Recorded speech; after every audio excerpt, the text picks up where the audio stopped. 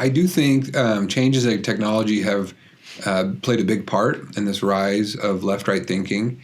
And I agree that there are institutional structures in place that incentivize the use of this intellectual framework. So maybe I'll start with the political parties.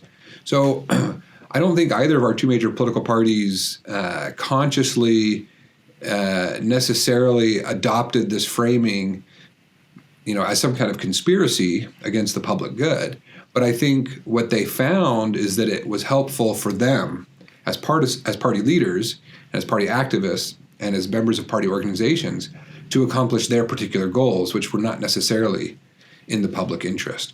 So, if you just think about the ways that our two major parties fundraise, they often use this language of left and right to get people to click on buttons on the internet to donate money, right? Click on the big green button, make sure you donate, or in letter writing campaigns. If they didn't use this language, they would not be as successful in getting the donation. So imagine, Blake, that you get a letter in the mail from the Democratic National Committee saying, Dear Blake, we're the Democratic Party, and we stand for a variety of issue positions on taxes, abortion, military intervention, trade, gay marriage, etc. And we hope you'll agree with more of these issue positions than not. Please donate to our campaign. Well, you're going to look at that and say, well, probably not going to donate, right? But if instead the Democratic Party sends you a letter that says, Dear Blake, we are the progressive party in favor of social justice, and we are opposed to the right-wing reactionary fascist forces on the right. And we are standing against the rising, creeping fascism in America. Donate today to save the republic. Well, now you're a little bit more motivated to donate, right? And so this is the way that our two major parties benefit from using this language of left and right, because it allows them to cast our politics into a simple morality play of heroes and villains.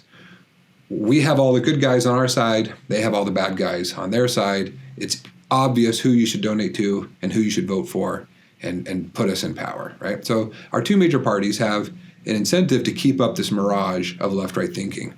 I think changes in technology have also allowed for many journalists and news organizations to be incentivized to keep this left-right framing going. So for many years, American national media, at least, was pretty centralized into a few major networks, and their incentives were to appeal to as many Americans as possible to tune in or to subscribe to their paper.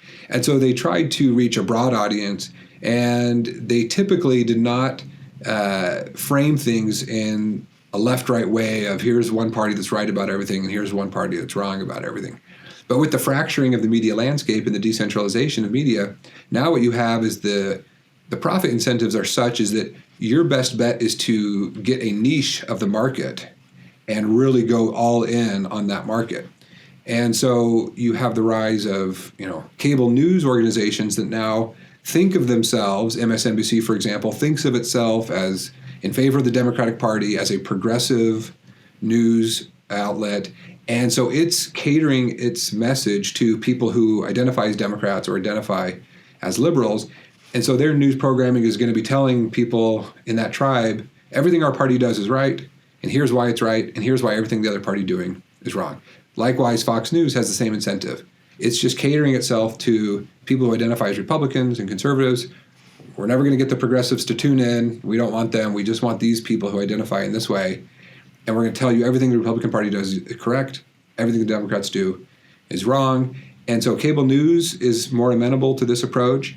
And then also, of course, with social media, now there are, algorithms in the social media platforms that say what gets clicks is telling people that their identity is correct and the other guys are all wrong. And so we're going to continue to push this left-right framing to say that your side is correct, the other side is wrong. And so I think it's spread on internet, on cable news, increasingly in newspapers, where that is kind of the structural incentive in place for not only our political parties, but now also for our media companies.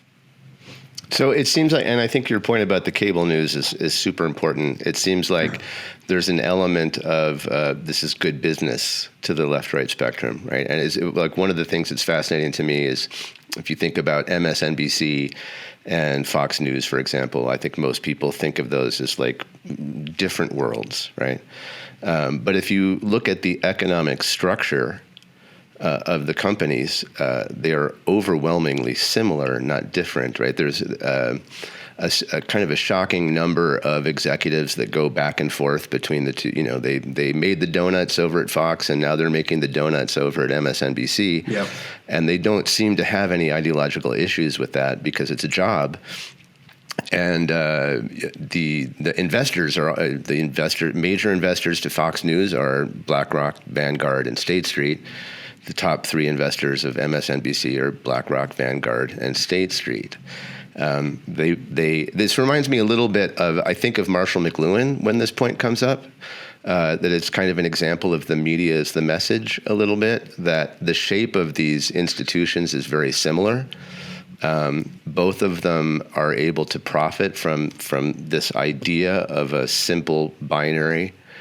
As you've pointed out, institutions like parties, and maybe not just parties, but lots of institutions, are going to find something appealing about a populace that is easily moved in their position through simplistic binaries, because it's very hard to convince people of things making a nuanced argument, but it's much simpler to manipulate people into a position that you... And again, I'm not trying to get conspiratorial. This is normal. Yeah. This is the whole way that advertising functions, right? This is not about bad people or somebody rubbing their hands in a back room. It's just normal institutional structures, right? Yeah. And incentives.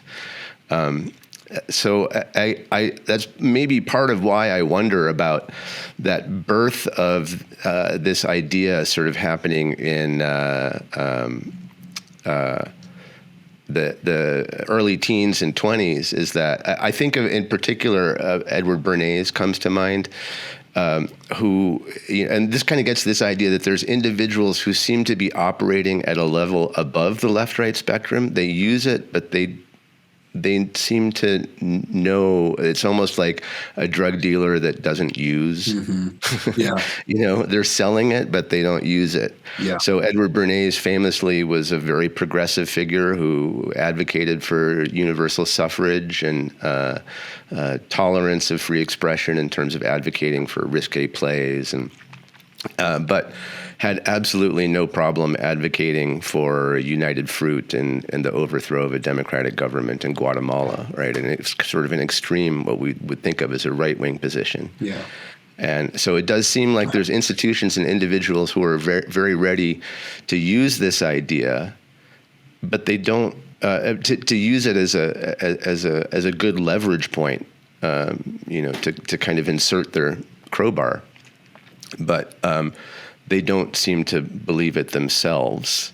And I've wondered if you spent any time thinking about looking at that, the individuals who don't go along with the left-right spectrum and yet seem to be utilizing it.